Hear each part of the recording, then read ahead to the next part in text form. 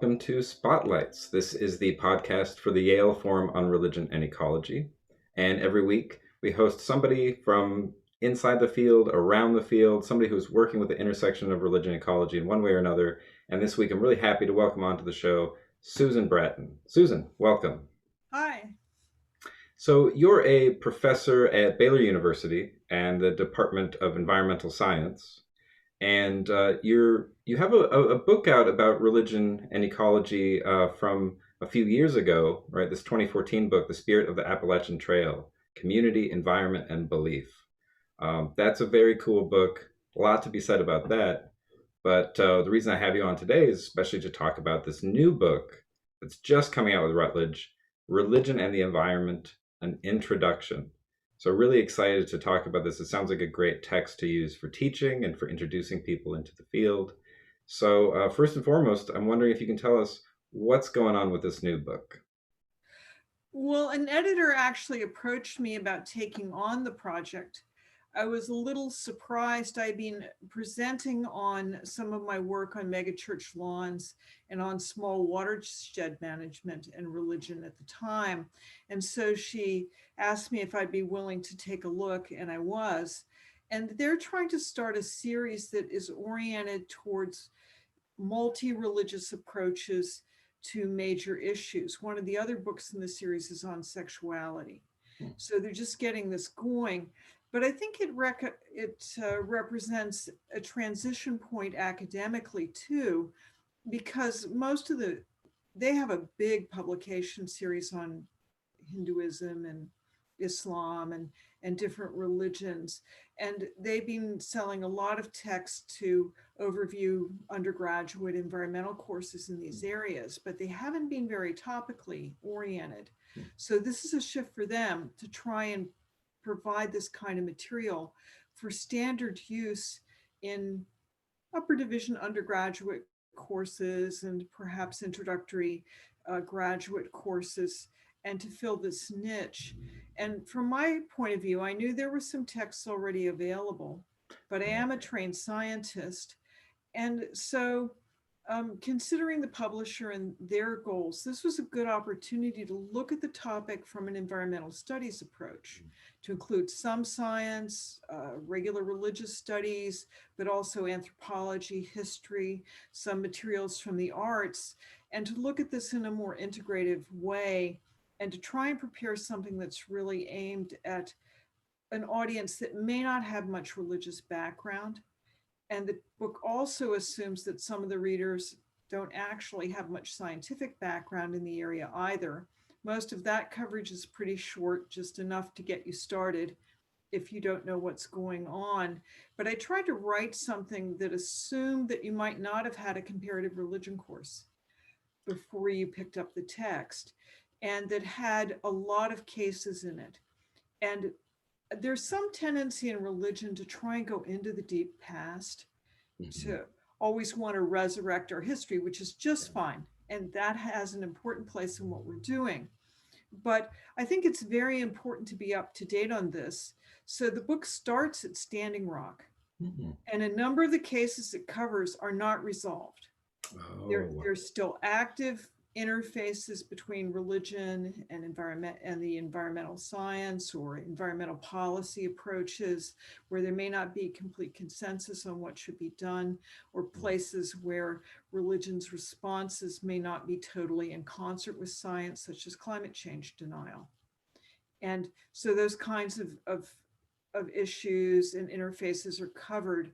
And when we go religion by religion, we talk about Buddhism, Christianity, then we talk about Islam, which is true of some other books on the topic. I think it tends to emphasize difference, Right. just because of the way the scholarship is done. You look for things that are not the same among the religions.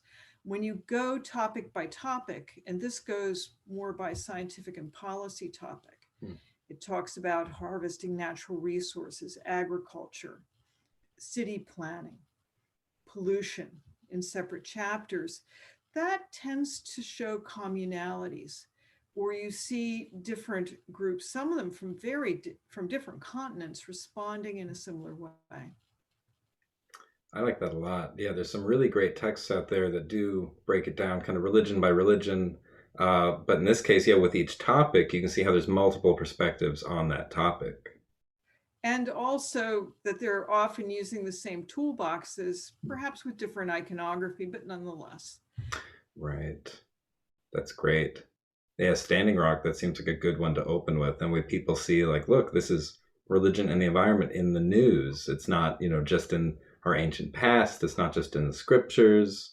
So I'm wondering, what parts of religion then are you addressing in the book? Is it mostly like religious beliefs and theories, or are you getting more into things like ritual? What dimensions of religion are you are bringing the most? Well, again, as I'm sure a lot of people who view this particular, uh, I guess it's a podcast, will know that a number of the volumes available have taken rather theoretical approaches. So I've tried to do a little bit of a lot of different areas. There is a fair amount of coverage of ritual and again, iconography or imagery, the way it's used. There's a short section on Gaia Hmm. where you have iconography and science converging over the same issues, our relationship to atmospheric change and the general mechanics of the entire planet. And it begins by discussing, I use Catherine Albanese's division of sacred and coda and community and cult and try explain that, but try to hit those 4 points throughout the volume. And then there's the other side of it.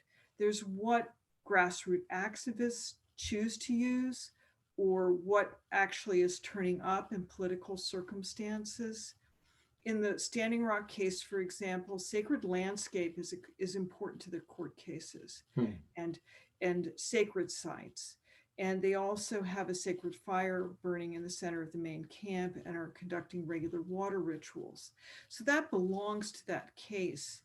I like what Cesar Chavez did with popular piety and think it was a very powerful way for him to address the needs of farm workers. And Hmm. so that gets covered relative to the history of pollution, because it turns out if you look at people, this would be true for, say, African American churches responding in Cancer Alley, Right. and the recent uh, responses of churches, synagogues, and mosques to the situation in Flint, Michigan, Hmm.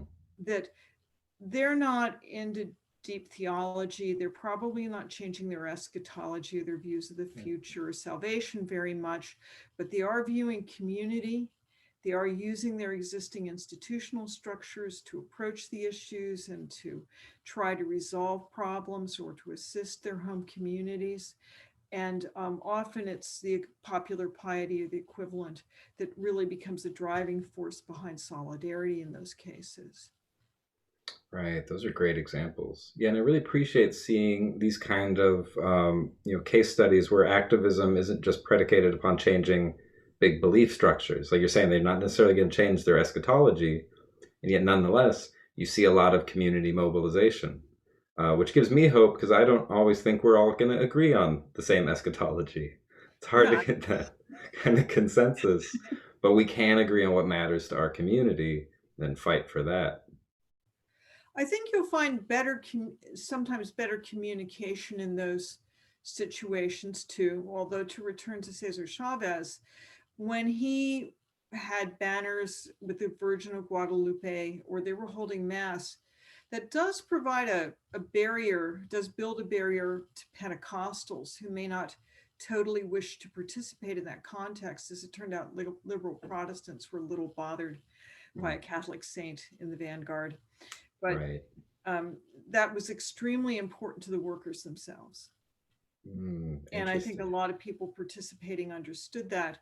But if you're interested in religious environmental organization, this is important.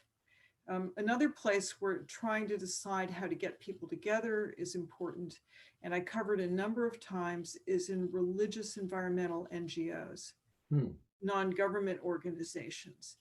NGOs are extremely important environmentally. The big ones, such as Nature Conservancy and Audubon, do a lot of work that governments can't do. And some of them have terrific, some of the bigger ones have really major capacity. That is, they have scientists on their staffs, they have professional communication staff, so they can do all kinds of jobs concerning environmental awareness. There is coverage of Greenpeace Hmm. in the book too, because they have partially religious roots. They go back to the Quaker practice, the Society of Friends practice of bearing witness, and they also integrated imagery and ideas from alternative religion I in the didn't know early that. Greenpeace campaigns. Oh, And this is important to, I think it's important to understand it because it also worked very well. right. And these are places where religion has had relatively high impact, where you may not think about it as part of the background of the political um, engagement of the particular group. But now we're seeing more and more religiously oriented non-government organizations that are explicitly environmental, such as Interfaith Power and Light would be one, Roca from the Christian side. Some of them are Green Muslims is another.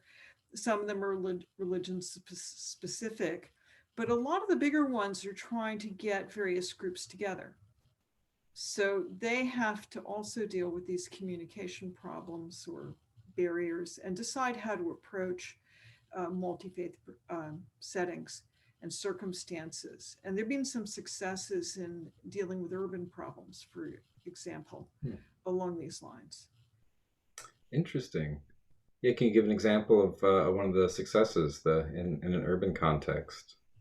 Well, I think there's some faith organizations that are helping to organize, to take an obvious example would be churches in various settings and to get them, and also in some, for some of the interfaith organizations or perhaps better multi-faith organizations to provide instruction in areas such as installing solar, Hmm.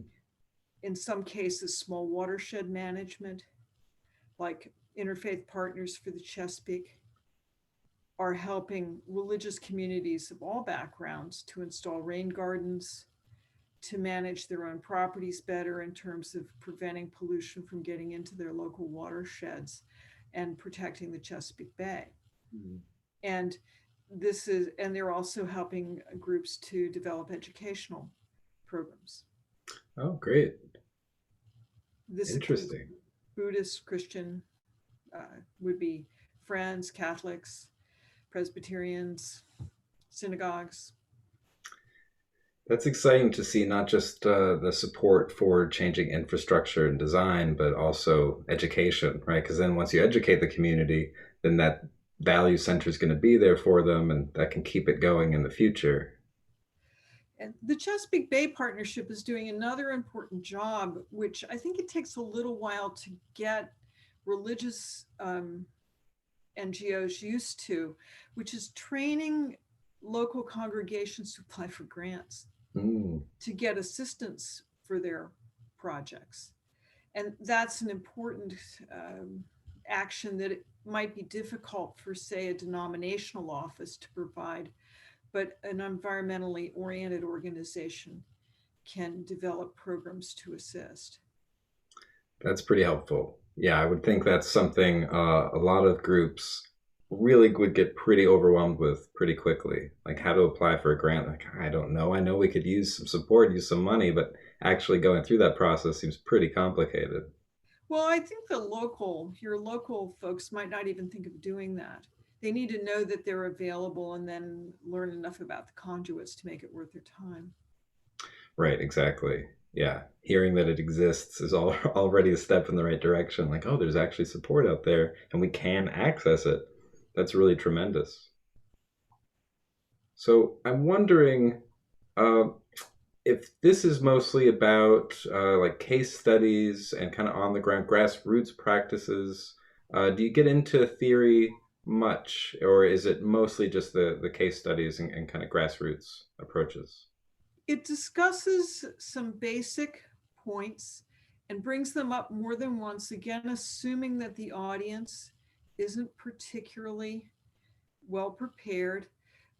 In an early chapter, there is a discussion of the Lynn White essay, and I use Islamic cosmology as an example of how Abrahamic faiths actually work, Hmm. rather than taking Lynn White at face value. So that's pretty theoretical, and that's about cosmology, and it's to provide an example of that. There is discussion of eschatology Hmm. in the case of climate denial. I keep it pretty much to applications. And then there's some places where it does belong at the grassroots interface. For instance, there's a new idea for trying to communicate religious values to scientists in managing forests, for instance, for Indigenous peoples or for First Nations in Canada. In fact, the Canadians came up with this. It's called Blue Ecology. And it compares First Nations perspectives, how they value landscapes, how they value streams and beaver dams, and and how they would perceive what happens with clear cutting as being spiritually inappropriate, and tries to convey that to scientists so they can understand the difference perhaps between um, the First Nations views and what they learned in forestry class. That's fantastic. Yeah, I would imagine that kind of conjunction between science and traditional ecological knowledge would be really helpful. And to think that scientists are getting trained in religious perspectives, I feel like sometimes it's kind of the opposite. We're like, okay, if you're a religious organization, you better learn some ecological science. But here we have scientists realizing they should be paying more attention to these spiritual perspectives. Well, despite some unfortunate developments such as religious backing for climate change denial or atmospheric change denial, which is also denial of sea level rise, which is really not a good idea Right. in environmental planning to think that that's not real and well documented. You're seeing some fairly oblivious approaches there.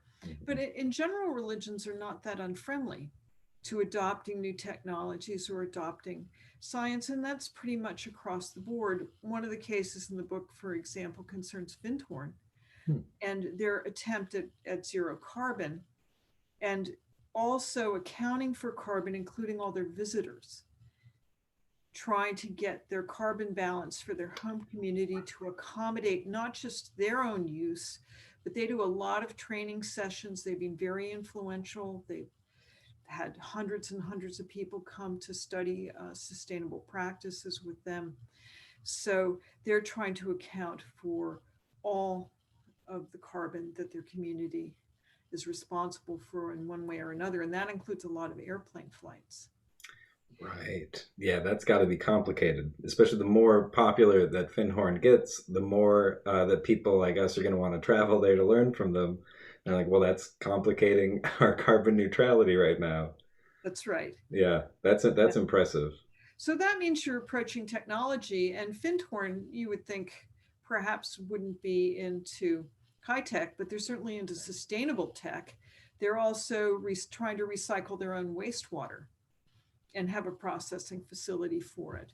Again, and it's certainly a sustainable system. So the Hmm. book covers a lot of cases like that, where you're going to see your science and your engineering and your religion come together and find a common ground for problem solving. Yeah, that's really exciting. I feel like when I'm teaching students about this field, that's the kind of stuff that excites them the most, is to see that kind of cooperation from different disciplines and different perspectives, oriented towards solutions. Because I think otherwise, sometimes these things can seem so hopeless. And if they just pay attention to the news, you might just hear about science conflicting with religion a lot. And you don't realize there are a lot of fruitful collaborations happening out there. And one of the things that happens in that, back to Standing Rock, is Standing Rock can look a little bit like a religion science conflict, which I don't think it is at all.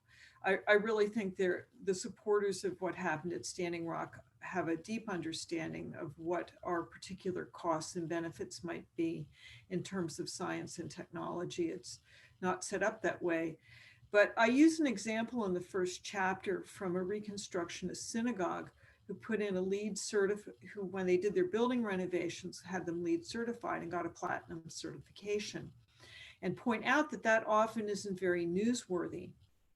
But that's a great example of using science and engineering to enhance your religious community life.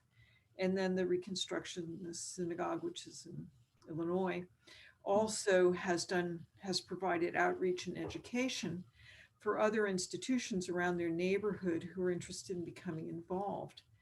And a reviewer critiqued me because I included some college and university cases, Hmm. sort of your US Midwestern cases of St. Olave's who've put in a wind turbine, and Luther College has. And I mentioned our Baylor uh, uh, contracting for wind power as an example of joining up in an off-campus consortium Hmm. to reduce carbon footprint for the campus as a whole.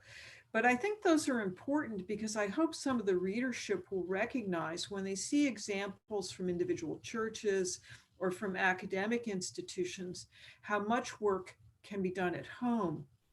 And that might be wind power, it might be gardening, it might be other kinds of conservation projects, but they very much belong in a community or institutional setting.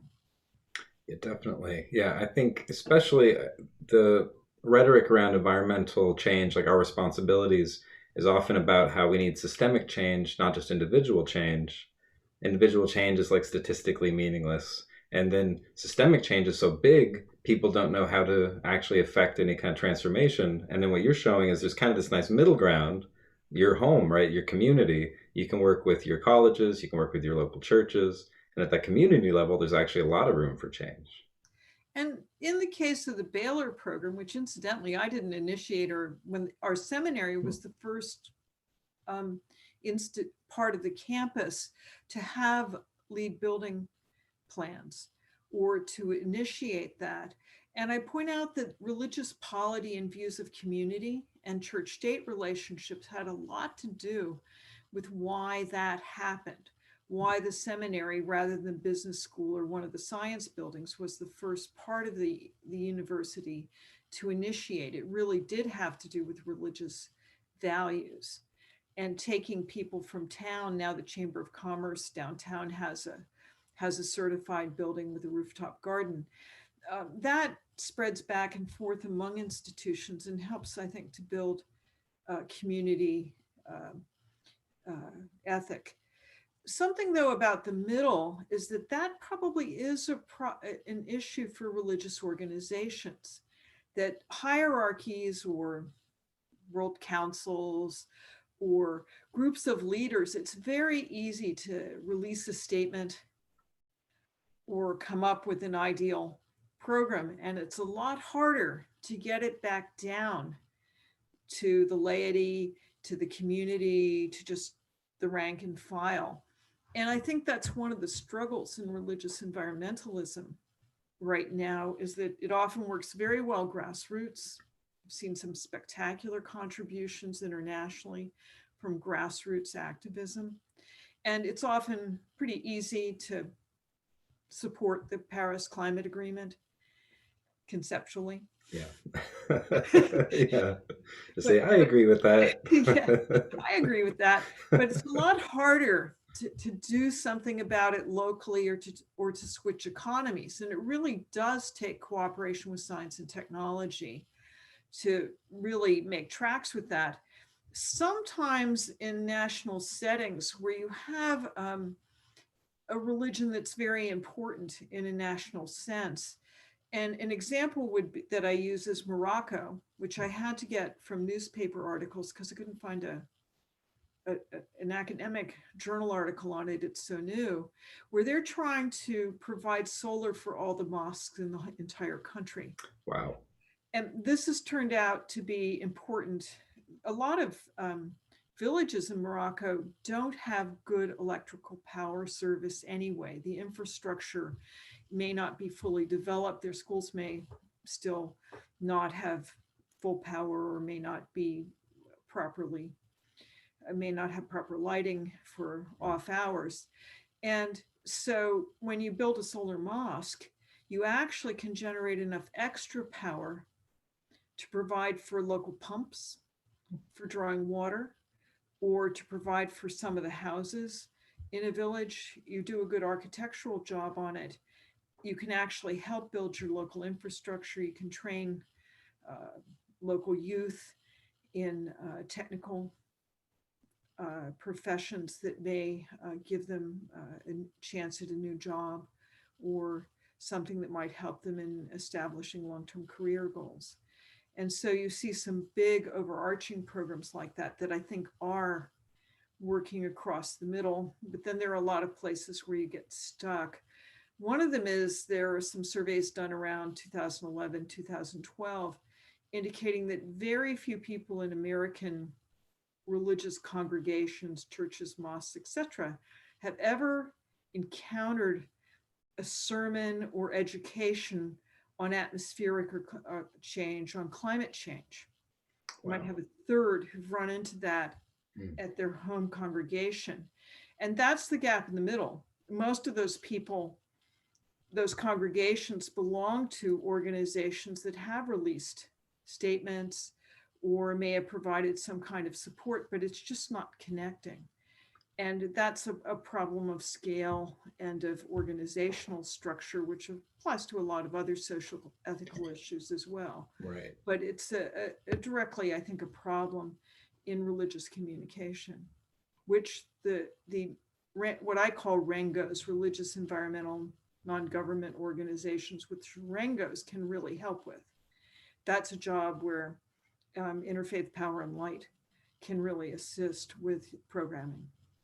Yeah, definitely. Yeah, and they're pretty big. I'm in the San Francisco Bay Area where IPL started. So yeah, a lot of interfaith power and light folks around here for sure.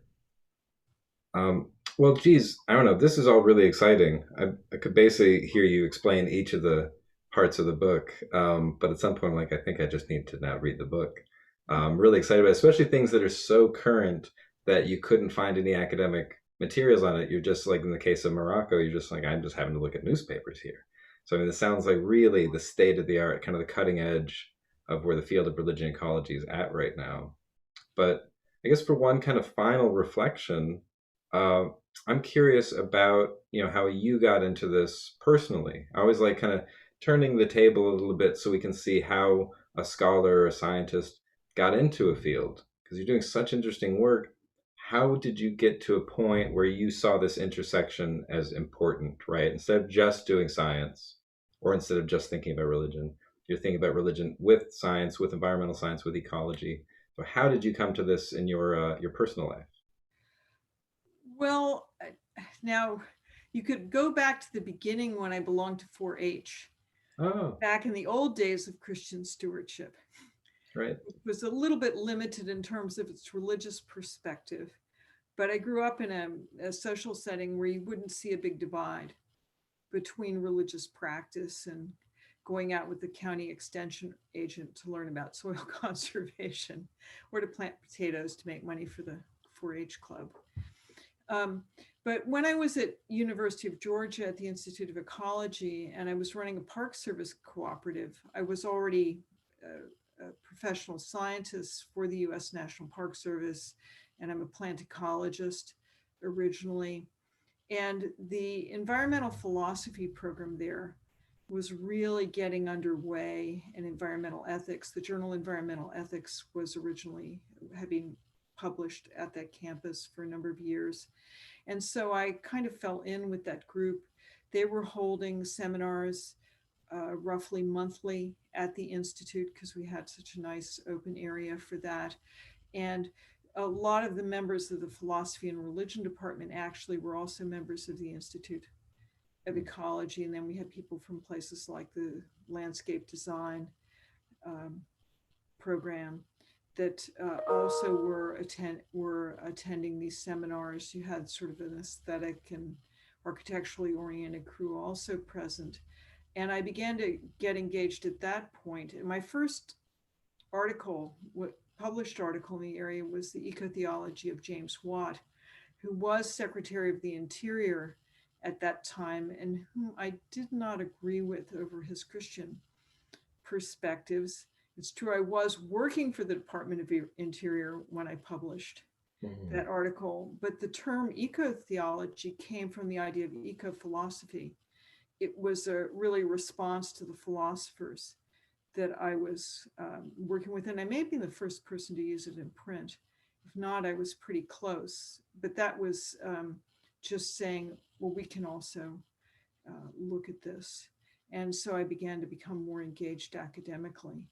But I'd always assumed that religion and faith influenced your environmental view, your preservationist or your conservationist perspectives. Right, right. That's so great. And thanks for getting the word eco-theology out there. It's done a lot of really good work in the meantime.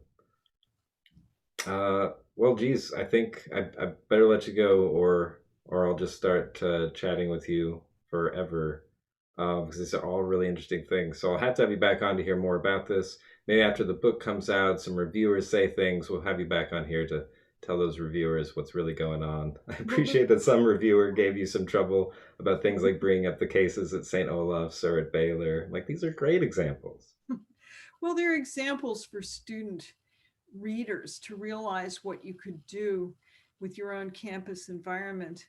The book is out. It will take a week or two to, I think, to get it in print. It's available in ebook right now. So if somebody wants a desk copy, I think they can get, or a review copy, they can get it from the editors or email me and I'll provide a copy. And I'm easy to find at the Department of Environmental Science at Baylor. I'll mention one more thing about all this that concerns this final phase. I'll be very interested to see what my colleagues had to say about it, because one of the decisions in writing a book for a general readership like this is where to put your politics relative to what is going on. And although we tend to associate environmentalism with being liberal, there are a lot of pretty conservative farmers out there and business people who are plenty interested in sustainability or Christian stewardship, or they're happy to be green Muslims. And so I'll be interested in seeing whether I cut a reasonably peaceful path through all of this or not, and what my colleagues think about that in the long run, whether they think the coverage was on the mark or not. And there are a number of cases in the book which are not settled. And just to give an example of that, I bring up the macaw whale hunt, Hmm. which was a place where many people who belong to environmental groups disagreed rather vehemently with the macaw tribe from Nia Bay when they wished to initiate hunting of gray whales. And that is part of their traditional religious ritual Right. environment. They still would like to take a quota from the International Whaling Commission. And so that's an unsettled case. And I would expect in a class for there to be people who would be for the macaw, for the environment, but against the macaw. I would expect some animal rights responses. And so I've left some cases like that sitting in the book. I haven't necessarily said what I thought about Right. resolving them, and we'll see how that goes. I think if it's taught properly with the students, that they'll engage very well, but I didn't try to settle it all. Yeah, I appreciate that because I imagine that there will be some pretty lively and generative discussions in classrooms about that because it's just really tough issues and there's not one simple, clear-cut answer for these things. So yeah, I appreciate that's one of the toughest things I think that doesn't always get explicitly mentioned when people are talking about religion and the environment is the politics involved at that intersection are pretty complicated, and geez, especially these days to talk about the divide between the right and the left uh, it's relatively controversial. So I'm glad that you got into that, and that you're giving teachers an opportunity to bring up these discussions in class without there just being a simple answer to cover it all up. Well, I think I'm probably pretty pro the scientific view on climate, but um, the more climate denial view is brought up, I hope respectfully.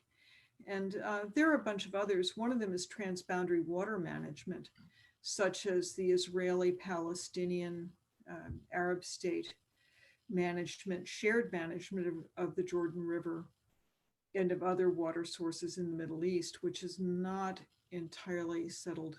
It's getting better, but it's certainly not entirely settled by any means. I'll take getting better. That's not too bad. Yeah, far from settled, but yeah, good to hear that there's some improvement and the dialogue's happening. Well, geez, thanks so much for being on the show, and I'm looking forward to talking more about this. And I'll definitely add some of the links for the book, and so people can contact you. So when the episode goes up, people have ways to connect to all these sources. So Great. Susan Bratton, thanks so much for being here. Oh, thank you. I think this is a great project. Oh, thanks. I really appreciate it. And thanks to everybody for tuning in. We'll be back next week with another episode for you. And in the meantime, take care and be well.